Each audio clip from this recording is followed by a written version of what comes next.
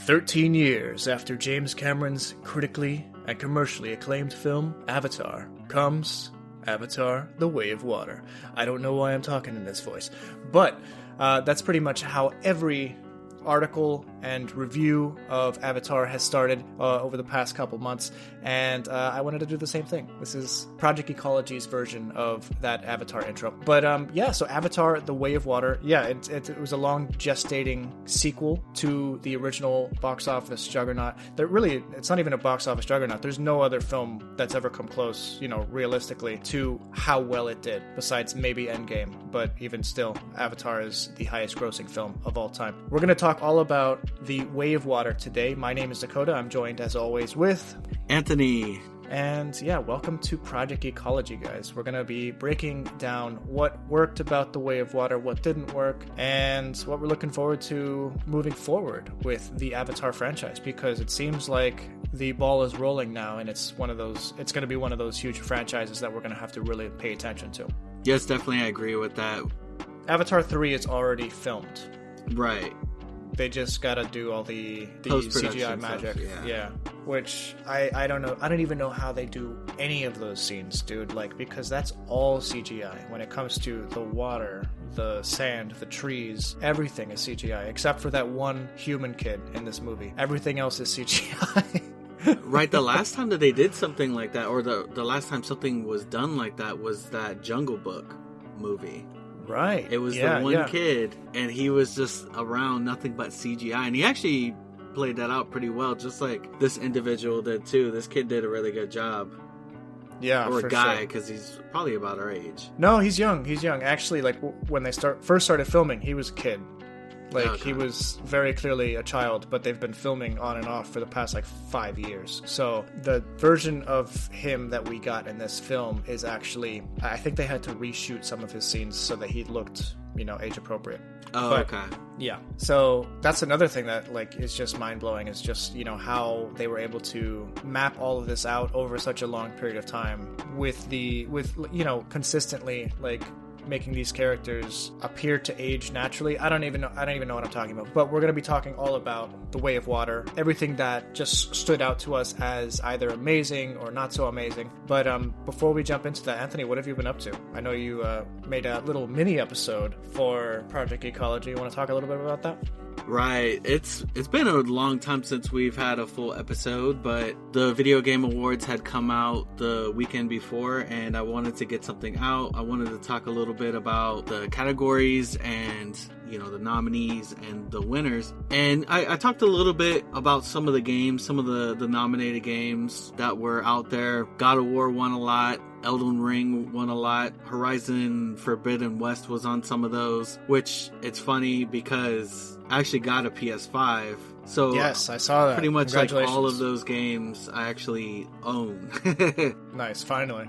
But yeah, that was a fun little experience. It's just a small 13-minute episode, so if you want to go back and check it out, I talk a little bit about games. It was pretty much a test run, our first run on mini episodes. Dakota and I have talked about it in the past, and I talk a little bit about why we wanted to do it on that episode, but I'll kind of reiterate that we wanted to come up with these mini episodes to talk about topics we might not use an entire hour for, and talk about stuff that's going on currently. The Video Game Awards, that's something that's a yearly thing. That's not something that I'm just gonna talk about for a whole hour and then never talk about again, because it changes. Same thing with the DC fandom, things that come out with the San Diego Comic-Con, and also updated stuff. We have a whole Overwatch episode, but since then there's Overwatch 2, so we want to come out with a little updated version of what's changed in Overwatch. And stuff like that. There's a bunch of stuff. There's a bunch of stuff we can jump into when it comes to, talking about little things that we may not want to commit a whole episode towards. A TV show that we both enjoyed, but we're really excited to talk about this TV show or this movie, so we can just, inject a small mini-sode in there, and if we have more to say, we can always come back and do a longer length one, or vice versa, an episode that we've already done. Not many of you guys have listened to our Hook episode, but maybe we want to have more to say about Hook. Right? Yeah, probably not. Maybe not Hook, but You get the idea. So that's exciting. What else have you been up to, Anthony? And yes, well, since I got the PS5, I've been playing a lot of games on that. I got Marvel Midnight Suns, I have God of War Ragnarok, Horizon Forbidden West, and actually Final Fantasy VII Crisis Core, that remaster that they did of the Crisis Core game. I don't know if you ever played Crisis Core. It only came out for the PSP, but I had gotten it. It's actually one of my favorite PSP games, and the fact that I've been dying for them to come out with a console remaster or even a remake, whatever they wanted to do, because it is such a cool story. It talks about Zack, which you don't get to really know too much about Zack in Final Fantasy VII. You just know that he kind of existed, so this is his story. That's cool. It's really cool seeing that in a console format. I've been really enjoying that. World of Warcraft has a new expansion that came out last month. Dragonflight, I've played a little bit of that. That's actually pretty fun, I'm gonna be honest. They came out with a new race/class. It's like one and the same. It's called the Drakthir, and you're a dragon pretty much that can change into a humanoid, and you can fly. Like this actual dragon, you get the ability to fly. It has a cooldown and stuff, so you still want to use mounts, but it's really, really cool having that character. You can kind of hover. It's the dynamic and its combat and stuff. It's really, really interesting. I've been having a fun time.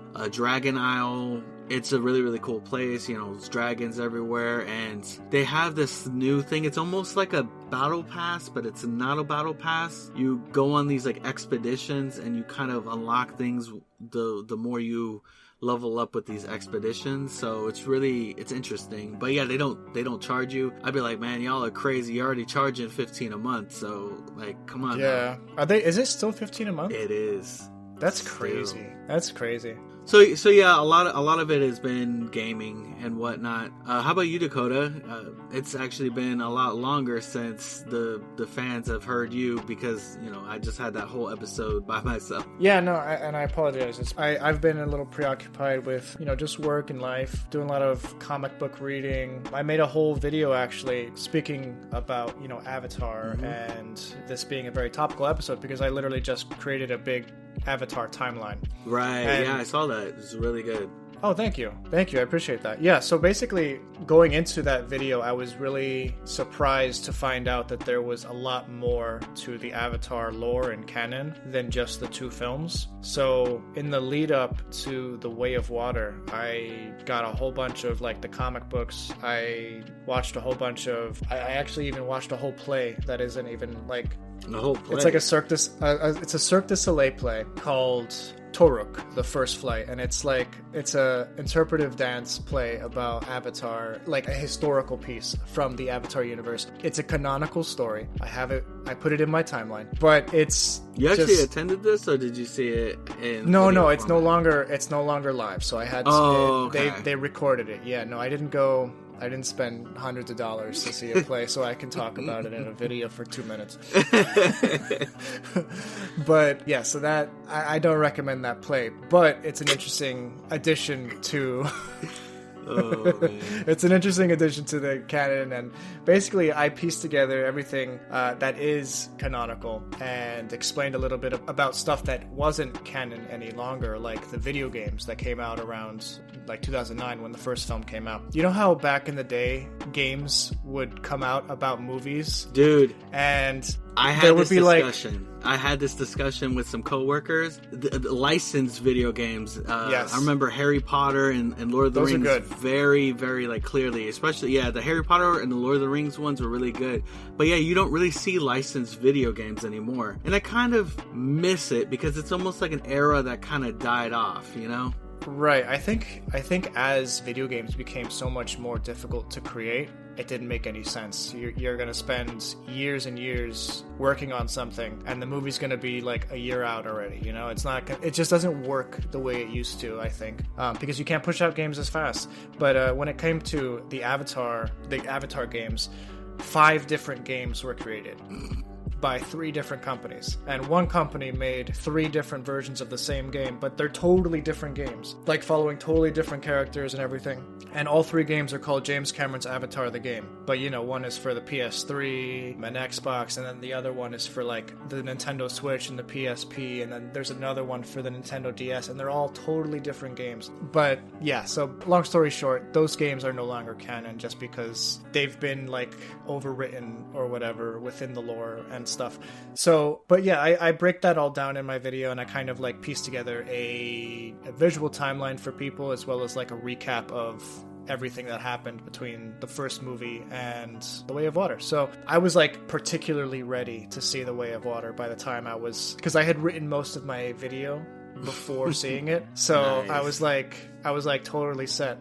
So it was fun. It was a good time. But with this podcast, I think I'll finally have gotten like Avatar 2 out of my system, you know, because I've just for the past like month and a half, just that's all I've been consuming, really. Dude, trust me, I watched the first Avatar 3 times. I watched The Way of Water 3 times. I read most of the comics at least twice. It was crazy. Yeah, it was an exhaustive experience, but you know, it's a passion project and it was fun. So I'm excited to talk about The Way of Water in a more like review type setting, because I haven't been able to do that yet. Yeah, I mean, if we don't have anything else that we want to cover, did you want to hop into it? I'm sure both of us have done plenty of stuff since the last time, but I don't remember anything. I don't remember what I ate this morning. Totally. I mean, there's been a lot. Like I said, a lot of it has been gaming. I do want to pop out some game episodes. That'd be fun. Yeah. Yeah, definitely. Even if some of them were shorter ones. Oh yeah. We can do like I've been playing Overwatch actually. That's been a lot of fun. Dude, we need to like hop on together. I have it on. I downloaded it on my PlayStation. You know, there's a capability of playing it on PC.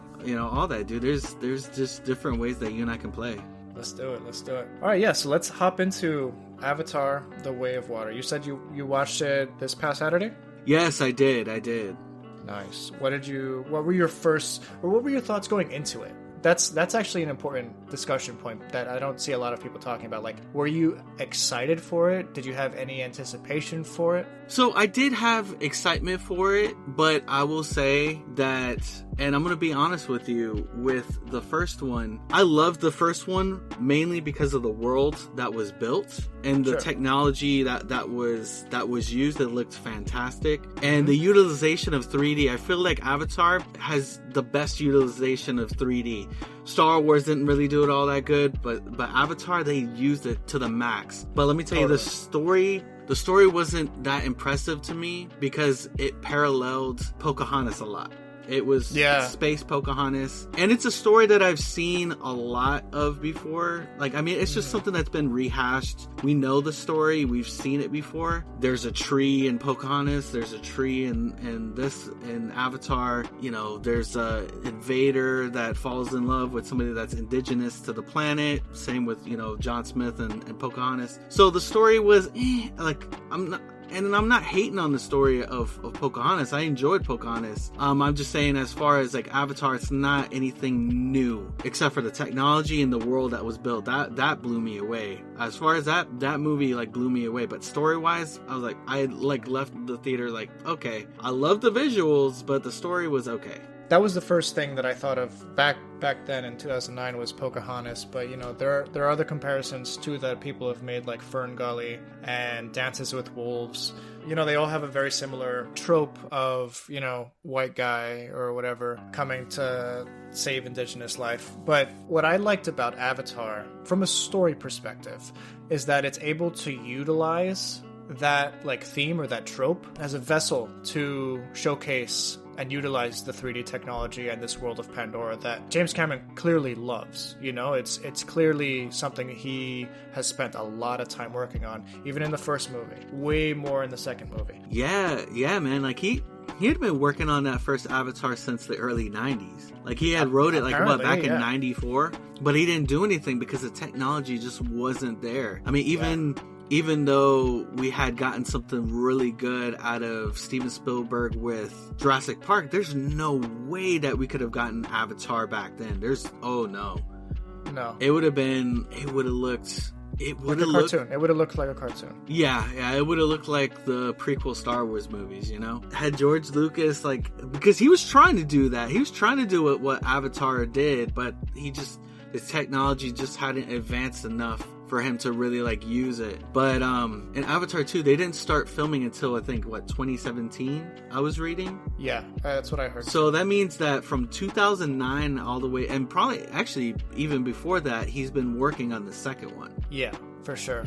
I do appreciate his mind. It really does show that he has such a creativity as far as this world building. The world building, like, I mean, it's next level. Yeah, man. It's a chef's kiss, man. Just the way that it looked, and in this one, the 3D technology in this second one, dude, they like nailed the water. Like, I mean, like, you've been in the ocean and you've seen like the particles and stuff. Like in the ocean, like you'll swim. I've swam. You know, you and I, we both swam in the ocean. We know what the ocean kind of looks like, dude. I've scuba dived before, so I know what the ocean looks like. You know, you get all these, dude, and they nailed it, and it was like all CG, man. They nailed it. It looks great. Like, I enjoyed the story a lot more in this one, though.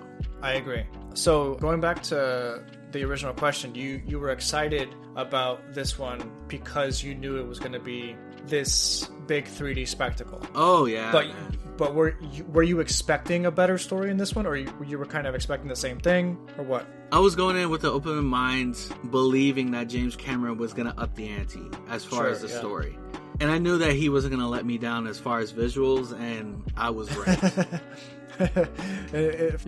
Far from it. Like, I was so surprised by the visuals because everything looked photorealistic, and you know, even going back to the first movie, it still holds up. Like in comparison to a lot of the CGI we see today, and somehow this is leaps and bounds ahead of that. You know, like whatever Weta Digital did over there in New Zealand blew me away. It was just incredible. Well, I mean, they dropped a lot of money. They used the best of the best. I know. To be able to create these worlds and these visuals.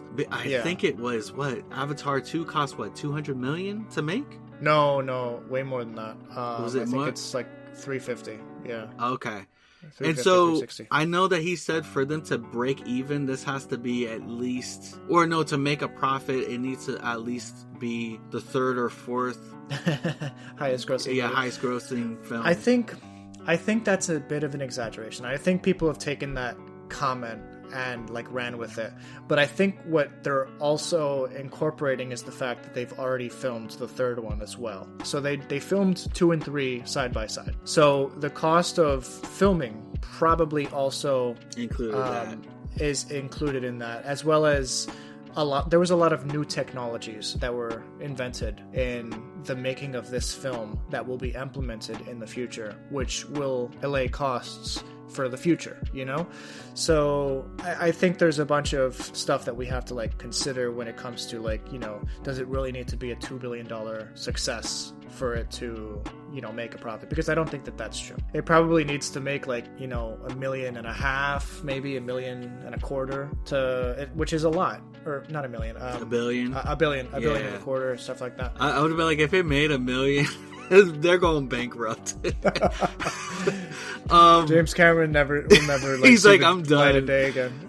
But you know, there's always that discussion about CG. Remember, there was a lot of disdain when it came to CG. A lot of people want realistic looking movies and they want practical effects. But Avatar and Avatar 2 is proof that you can actually do something really amazing with this technology if you invest in it. I mean, it's a lot of money and not every studio can invest in that kind of way. But I feel like, I mean, can you point out to me anything else that has done it better than Avatar as far as the CG stuff? No, and I think that this movie is probably the best CGI it's like has the ever benchmark, been put to film.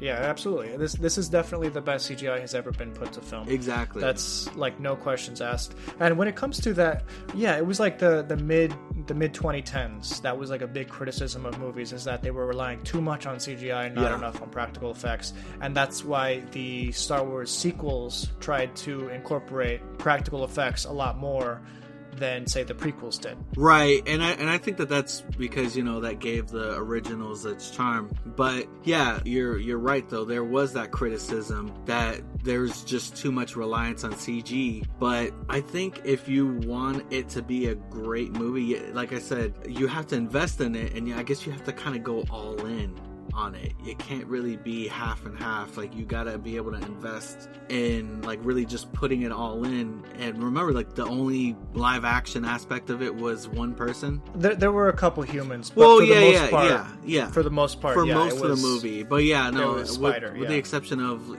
some of the, like, Marines and well, I mean, yeah, there's a handful of people, like, you know, the hunters and stuff. But yeah, most of it was just all CG. So that's my biggest praise. It's just like how great it looks. We'll be back after a quick break. I hate talking. Do you love talking about any topic and are never frustrated during conversations? Then I Hate Talking is not a podcast for you. But if there are topics that you avoid, then listen to I Hate Talking. Do you know the definition of every word others use? I Hate Talking is not a podcast for you. But if you are curious about the definition and historical usage of words, then listen to I Hate Talking. Do you know about current events and other random topics? Then I Hate Talking is not a podcast for you. But if you enjoy conversations on a variety of topics, then listen to I Hate Talking. Listen to I Hate Talking wherever you get your podcasts. Episodes drop every Thursday. Listen, like, and follow I Hate Talking today. When it comes to like the CG characters and stuff, that was all originally practical because all of those characters were motion capped. Yeah. You know? They captured all the actors doing everything that they needed to do with motion capture, including everything that you see underwater. So all the underwater stuff, or at least I would probably say like 95% of the underwater stuff was filmed underwater. You know, they actually had all their actors do like diving lessons, and like they all learned to breathe for long periods of time to learn how to do as many takes as possible underwater, which I think is really cool. So everything that they did underwater and everything they did above water was motion capped and somehow overlaid with a CGI, like the best CGI filter ever made. You know, it's just incredible. But going, you know, touching back on like the human character Spider, the most impressive technical feat, in my opinion, isn't the CGI. I mean, even though that is super spectacular. The most spectacular feat for me was that they made this human character look natural next to these CGI characters. Because you have to think about it. They're much taller than him. They're much larger than him. Their steps, they have to like do a lot fewer steps than he does to get to the same location. So how the heck did they composite this character next to all of these giants, basically? And not only have him look natural while standing next to them, but also look natural when interacting with them. You know, there's a scene, without getting into spoilers, where Spider is pulling a body, like a limp body, of a Na'vi character out of the water, which, looked great. Then he's being helped out of the water by a much larger Na'vi character. Like, how are they interacting? How are they getting actual interaction with a living character and making it look so smooth? And the fact that most people didn't even think about that as being like a technical feat is proof that it's a massive technical feat, because Pandora has become so real to us through this impressive composite. Do you think in those moments, and maybe the transition was just absolutely seamless, that in those moments of interaction he is CG? It's possible, you know, it's possible. But like, I can't tell. You know, they've invested so much, so, and like you said, they've made this world so real that a transition like that would be so seamless we wouldn't be able to even notice it. It's possible. Yeah. So there is some like pictures floating around the internet of the actor, I forget the kid's name, who plays Spider, who's actually wearing a motion capture suit. So it's possible that they filmed certain scenes with him that they overlaid, or they mixed in with like regular scenes without the motion capture suit. You know, I'm trying to, I don't know how or like what the process was to get him looking so good, but it looks amazing. You know, right? Whether you like the character or not. partial maybe. motion capture. Yeah. Yeah, no. Whether you like the character is a different story, but what they were able to do with him is amazing. Yeah. Right. So let's talk a little bit about the characters. Let's talk about the kids while we're at it. Spider isn't everyone's favorite character. You know, like a lot of people left the theaters like, I don't know about that. I don't know about his, you know, like that decision he made at the end of the film, which I don't think we need to talk spoilers per se. But what are your thoughts on Spider? Spider, I didn't hate him. I just felt like he was one of those individuals that he grew up, you know, in an environment that was, you know, just, it's not like a normal human environment. And I felt like since he had that interaction with humans and the Na'vi, that he did pretty well with like having that balance between him being a human and him kind of connecting with the Na'vi. Yeah, it's interesting. And he saw them as family, you know, like he kind of grew up around them. He's like, oh yeah, you're family. So I think he did that pretty well. As far as his decision at the end, I mean, of course, you're kind of like, but then you're thinking, you understand the reasoning behind it. Like, I mean, there's some emotional, I didn't hate him. Right. I didn't hate the character. I thought it was interesting. And what did you think about Kitty? Kitty, you know, Sigourney Weaver as a teen? The first time I watched the movie, I wasn't a huge fan of Sigourney Weaver's performance. Just because there was a lot of times where I could just tell this is a 73-year-old woman playing a 14-year-old girl. You know, it didn't really click with me. You know, you hear the age difference in your head. The voice. Yeah, the voice is a little off-putting. But when I went back to rewatch it, I noticed it a lot less for some reason. You know, I was able to just get into the world a little bit better, you know, just absorb the fact that this is, you know, I'll just have to suspend this disbelief, you know, that she's playing this 14-year-old character. But as far as like all the acting and stuff goes, yes, these are CGI characters, but each of those characters were acted in person. And apparently Sigourney Weaver did most of the action scenes that they required her to do, which is really cool, you know? That's tapping into her alien days. Absolutely. Yeah, absolutely. Yeah, no, and Kiri's interesting because, light spoilers here, and they kind of touch on it in the trailers a little bit, she has a connection to Awa, or like the mother nature of this world of Pandora, that other characters do not. And she taps into that a little bit throughout the film. And it's a big mystery as to like why she has these powers that aren't native to the Na'vi, you know? Right. Like she had interactions with nature that you hadn't seen the Na'vi do in like the other film. And in fact, they have Na'vi characters from the new clan, the Metkaina clan, like observing her and like, how the heck is she doing all this? Like, you know, she's able to kind of like control the, I don't want to say the nature around her, but like sometimes like creatures or whatever she's able to communicate. Right. Kind of like Aquaman in a way. She has very Aquaman powers when it comes to being underwater. Well, and you saw like the way that, you know, there's that whole sequence of them kind of learning the new ways, and she was able to adapt like a lot faster than the rest of them. Yeah, and it's interesting because it wasn't like she was training with the new clan, because there's a whole training montage of the Metkaina training the kids and Jake Sully how to, you know, ride their creatures underwater. And there's a big like trial and error period for all the characters except for Kiri, because she kind of has this connection with this creature underwater that is just really personal almost and intimate, and she kind of just rides it. It almost comes like naturally to her, like her riding these creatures that are underwater just comes naturally to her. And since like the beginning of the film and kind of throughout the film, she just had this deep connection with nature. Totally. Yeah. There's a scene where she's laying in what I would call grass. Yeah, Pandora grass. And it was responding to her. Yeah, it was almost like a heartbeat within the grass, you know, or like breath, like the earth was breathing, but Pandora was breathing. It's interesting. Yeah, her character is interesting, and I'm expecting really cool things in the future when it comes to Kiri.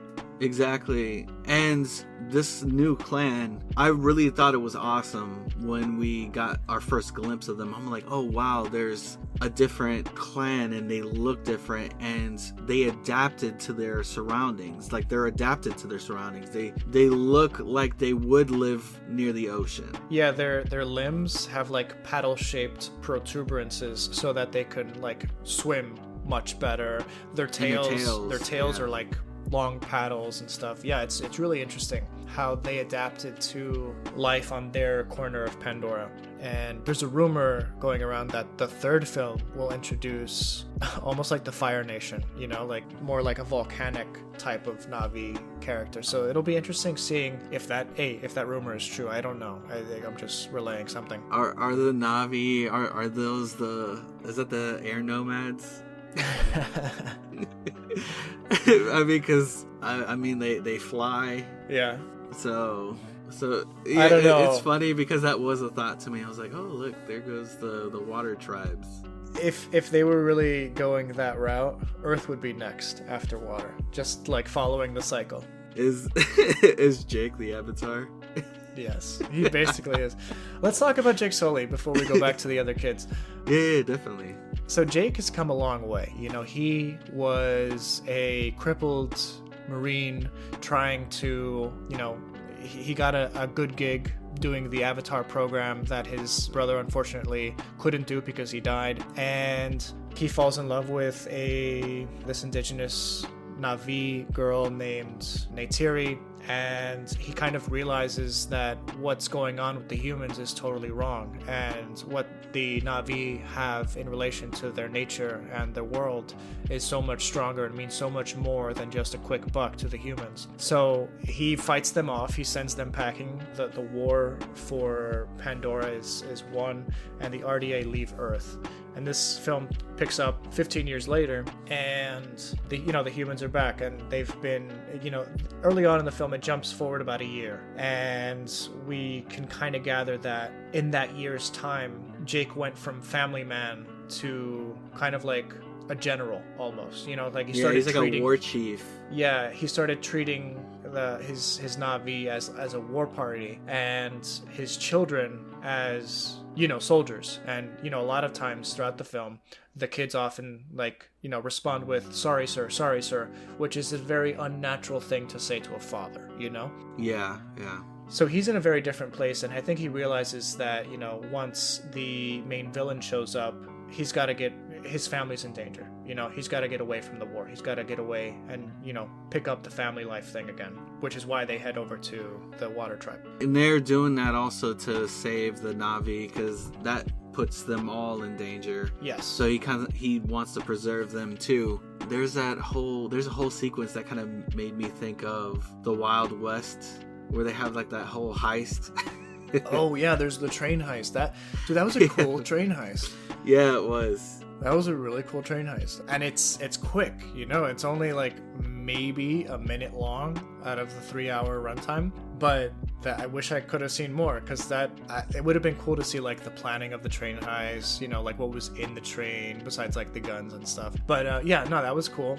I know, and they're like, and Jake really has them organized. Like they're fighting pretty much in the way that the humans would. Yeah, it's interesting. Destroying the tracks, and disabling the train, and disabling the sentries that were above so that they could clean up shop. That was very like tactical. That was very Marine-like. It's actually pretty cool, because when it comes to the differences in the way that the Na'vi are fighting the humans this time around versus how they fought them in the first film, they've all come a long way, and that's because Jake has trained them. Right. Over the course of the 15 years, he clearly trained these people to be prepared for when the humans return, because that was inevitable, Right. He knew that was coming.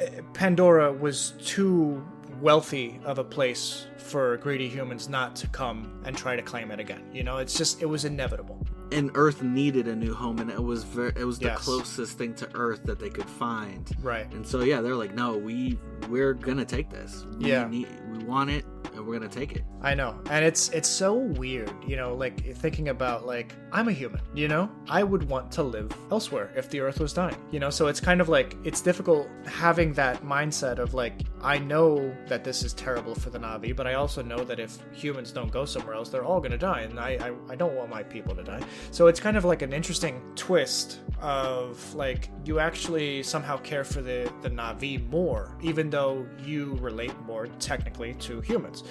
But yeah, I don't really know where I'm going with that thought. But let's No, I totally get what you're saying. You know? That out of the human nature of self-preservation, you're like, I understand where they're coming from.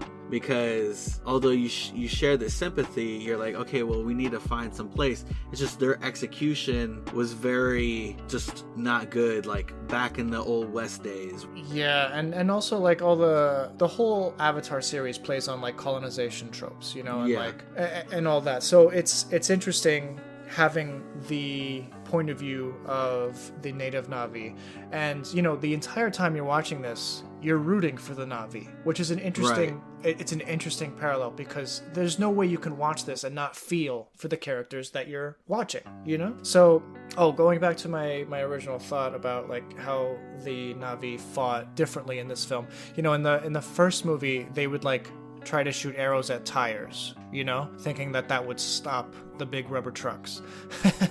Now they have like tactical plans to just, I don't want to say decapitate, but like, you know, dislocate things way more surgically. You know, when it comes to the train that they derailed it before, you know, jumping in, killing whoever they needed to kill, and taking the weapons. It's just more methodical, and that's part of why Jake Sully is, you know, a much more, I don't want to say a more capable leader than most, but in terms of facing off against humans, he's definitely the most capable. Right, out of all the Na'vi, he has the most knowledge of like how humans are thinking, what they're gonna do next. Right, yeah, exactly. I mean, he has the most insight, and the way that you were talking about the arrows, like they've souped them arrows up too, because them things were going straight through like the glass and the metal and everything.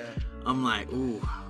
There was some really, really cool like aerial combat when it came to like Neytiri, especially. Like she's a sharpshooter, man. She was like nailing them. She was like doing spins and nailing shots. I'm like, there's a scene. Okay, at the end of the she's film, good. There's a scene at the end of the film in like the final battle where Neytiri, you know, is just out for blood. Yeah, grief-stricken, out for blood. She is just going crazy. She's seeing red, and you're just like. It's just mayhem, like what she's capable of like doing with her bow and arrow. It's insane. I don't want to get too much into that. Let's talk a little bit about, we haven't really talked about the two boys at all, Loak and Neteyam. What are your thoughts on Loak and Neteyam? They had that classic brother dynamic. Like brothers that are closer in age, obviously the older one's going to be the one that's looking out for the younger one, and the younger one is going to always feel like the black sheep. So that dynamic was it was hammered home for sure. It was hammered home for sure. And it was actually interesting, since they're hybrids, they have 5 fingers. Yes, yeah. There are, I know, so actually Neteyam and Tuk, the oldest and the youngest kid, have the normal 4 have the normal 4 Na'vi fingers, but the other ones have hybrid hands, which I didn't even realize in the first movie that the hands were different, you know. And I went back and looked at them, like, oh yeah, they just never talked about that in the first movie. Yeah, that's weird. They've pointed it out a lot in this movie, especially. So it's an important feature. Yeah, it was an important feature, especially with the other tribe, or with them assimilating into this other tribe, because they're like, okay, well, you're not like us, you don't look like us, and your hands are different. Yeah, you're not only are you from the like. You're in the wrong side of Pandora, because you're clearly a forest clan member and we're like ocean dwellers. But you're also, and they called it demon blood because they were mixed with Avatar blood. Right. So it's it's interesting because they were outcasts, and Loak, the younger of the two sons, really felt like the outcast throughout the entire film, and they really played that up. And I think Loak had a really cool arc throughout the film when it comes to finding himself, finding love. Obviously, that's like showcased in the trailer a little bit, and they tease it in the trailer with the big whale, the Tulkun. He becomes a friend of the giant Tulkun named Payakan, and that was the coolest thing ever, and it was awesome. Like how they were able to realize all that, it was so cool. I feel like him and Kitty were the ones out of the children that really had the most going on for them. Sure, yeah. When it comes to the story, their arcs were the ones that were focused on, because both of them were outcasts, and like she was the freak, he was the outcast. You know, everyone was calling her a freak, and like because of how she approached Awa and the world around her, versus Loak, who always kind of did things wrong in his father's eyes and was always the one getting into trouble. And yeah, it's a really fun dynamic, and it's interesting because, you know, a lot of kids feel like that. You know, there are times when I felt like that, where I felt like the outcast, where I felt like the freak. And I think it's a really timeless story when you boil it down, like, because ultimately this movie's about family, and there's not a lot of blockbusters that deal with, you know, the typical like nuclear family. It's just really cool. Right, yeah, it had a nice like coming of age story that was packed into there. Definitely. And it's crazy because it's got so much going for it, but it also has like these other aspects. It's this entire sci-fi action film, but it also has these very endearing aspects to it, and just wanting to be seen. And yeah, the coming of age, and yeah, I love that connection with that whale creature. You said Tulkun? Tulkun, yeah. And so I thought that was really cool, and that creature was an outcast in its own right. Yeah. So he felt like he had family there. What's cool about, you know, this movie in a world building sense is that, you know, the first movie introduced you to Pandora. It introduced you to the Omaticaya clan, the blue people that, you know, Jake was taken in by. And now we're just ripped away from that early on in the film, like a band-aid almost, and sent packing to this water tribe who is just completely different, but feels so natural to the world that this is exhibiting. But also when they introduce the Tulkun, the whale creatures, they have their own lore. They have their own like hierarchy. They have their own history. Right. It's and relationship to the Metcaina clan. It's just crazy, the level of lore and depth that they gave this world, and it's something that I genuinely am so excited to explore within the next, I think there's 3 more sequels. And something that I really liked, they did it in the first film and they brought it into the second one, was that when it showed the environment and it showed the creatures, like just the detail, the creatures, like it really immersed you into the world because of all the wildlife and the plant life and the ocean life. And something that popped in my mind that kind of reminded me of that was, remember the 2006 King Kong? They did that very same thing. Yeah. Where they immerse you into the world and you saw all these like bugs and dangerous like creatures. Avatar had that same effect, that it not only did it draw you into the characters and the people, but it drew you into the world, the entire just environment. Like I said, that's why I enjoyed Avatar the most, was because of that world, just what it was, you know, the floating mountains in the first one, and then this one, just how beautiful the water, and even like the islands and stuff. It was really cool. I just enjoyed it. The wildlife, they did a great job in this one. Absolutely. They really upped the ante, like I said.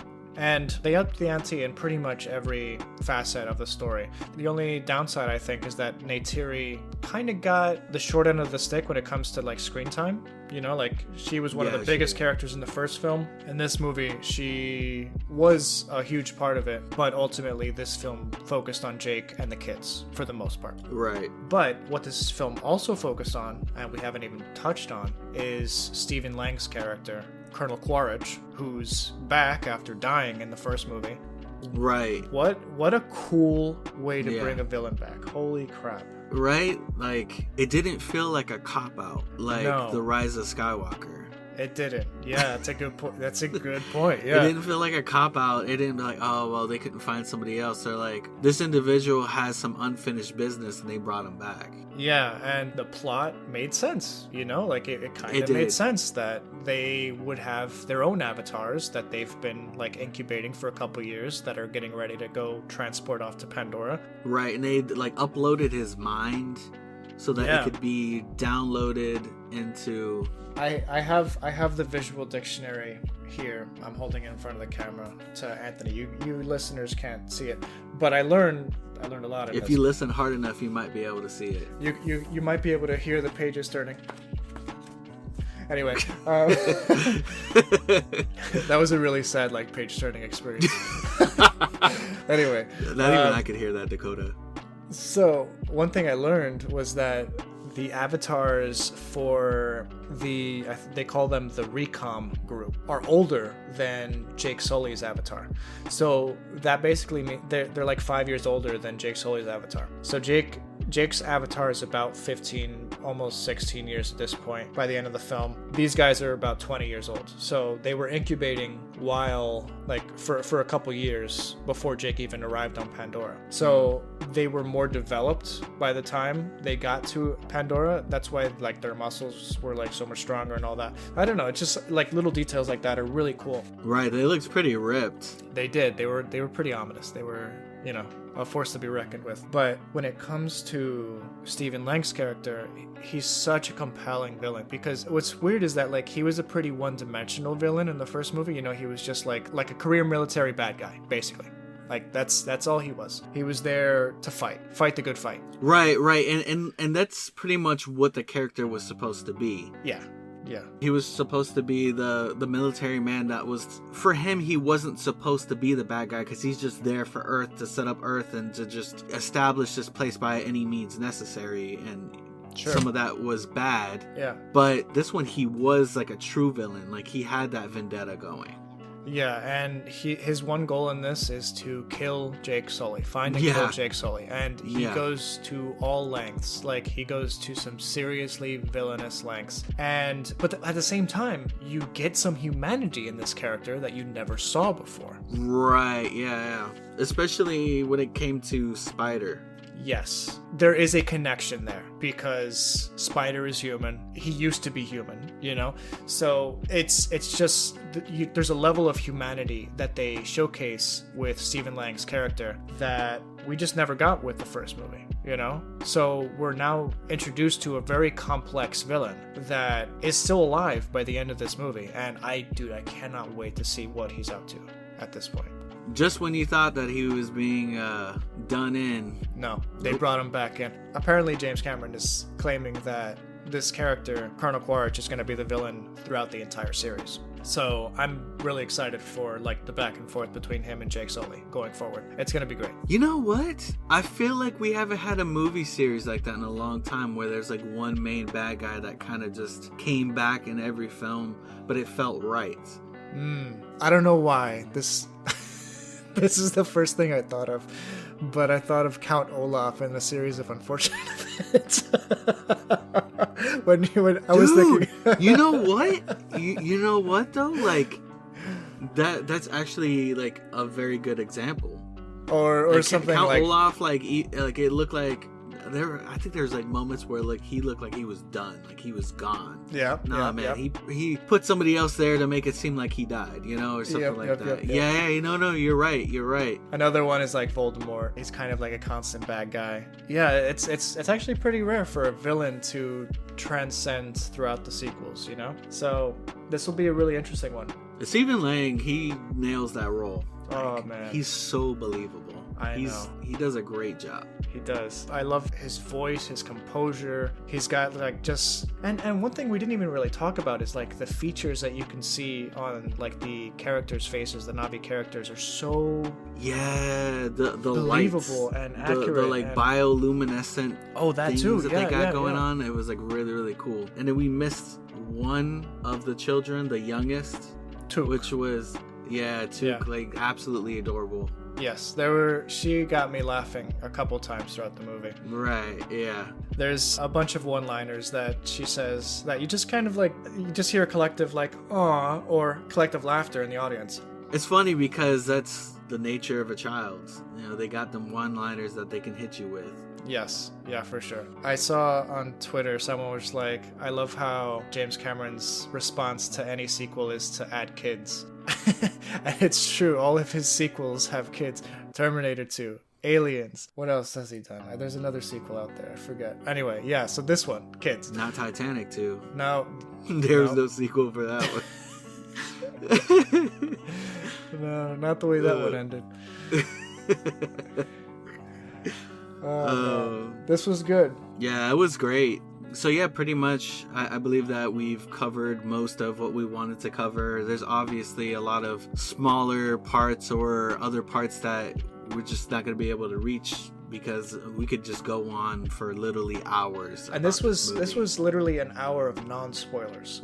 Exactly, or like very light spoilers. Yes. And with that, what are your final thoughts on Avatar 2 and what are your hopes for the future of the franchise? I was so surprised throughout the entirety of the movie, and I'm engrossed in it. You know, like the first time I went to go see it, I didn't make it all the way through. I had to take a bathroom break. I went to go see it again. I didn't have to take a bathroom break. I'm just so into the movie. It's so engrossing, and I can't wait to be engrossed again and again with the sequels. And I know that Cameron is going to pop off when it comes to them because he's already filmed the next one. He already knows what's going down. He's already got the script for a 4, reportedly, and reportedly it's very good. So I'm so excited that this series that has been almost like written off by so many people because it didn't have a big cultural impact, even though it was the biggest movie of all time. I'm glad that it is getting its, cultural impact. This is it. We're finally seeing the culmination of what started in 2009, and I'm excited to see what comes next. I agree. I'm excited to see what's going to become of the series, and I'm excited to see just more of Pandora. Yeah, seriously. We didn't even really think of like Pandora we were so stuck in the forest in the first one. We didn't even really think about there being, oceans, even though there's obviously oceans on this planet. We didn't think of there being oceans, like a whole tribe that their whole culture revolves around the ocean. And so I'm really excited to see more of this. This is obviously a passion project, and you can tell it shows. Yeah. The investment to him is obviously worth it, and I'm excited. I can't wait to see more. Really quickly, going back to the fact that you were saying, like, in the first movie, it was just like a big forest, and you kind of just assumed the whole world was a big forest. I think that's a byproduct of Star Wars, and having each planet be its own biome, like a singular biome. Like, the entirety of Tatooine is sand. The entirety of Kamino is water. The entirety of Coruscant is city. You know, it's with this, there's variation. It's a lot more Mustafar, one giant lava planet. Oh gosh, man, what a hellhole. Literally. But yeah, it's cool that Pandora has so much more to it than what meets the eye. Right, yeah, because that would make it more realistic, I guess, or believable that there's multiple biomes in Pandora. There could definitely be swamps, there could be deserts, there could be these mountainous regions, with like volcanoes and stuff. I mean, just much. Yeah, so it's exciting. It's an exciting time to be a fan of something that's different, something that's not Marvel, that's not DC, that's not Star Wars. Right. This is something fresh. It's an incredibly new IP that's still run by the original creator of the IP, and that's an exciting thing, and I'm excited to see more of that. But anyway, we've prattled on long enough. I think we should take this to a close. Thank you guys so much for listening to us here for our 51st episode of Project Geekology. It's been a lot of fun talking about The Way of Water, and we want to continue the conversation online. So if you follow us on PGeekology at Twitter and Project Geekology on Instagram, please let us know your thoughts on The Way of Water. Please let us know your thoughts on our discussion today and what you're looking forward to either with Avatar or with future updates on the podcast. We'd love to hear it. And hit us with a great review on any of the podcast platforms that you listen to that may support reviews. We love going in and reading them and checking them out, and we'll definitely read them on our future episodes whenever we get to that point. And so we appreciate you all staying and listening to us and staying along with us, and we can't wait to bang out our next episode. Thank you. Yeah, really, we're excited about it. Thank you guys so much. Have a good one. Bye.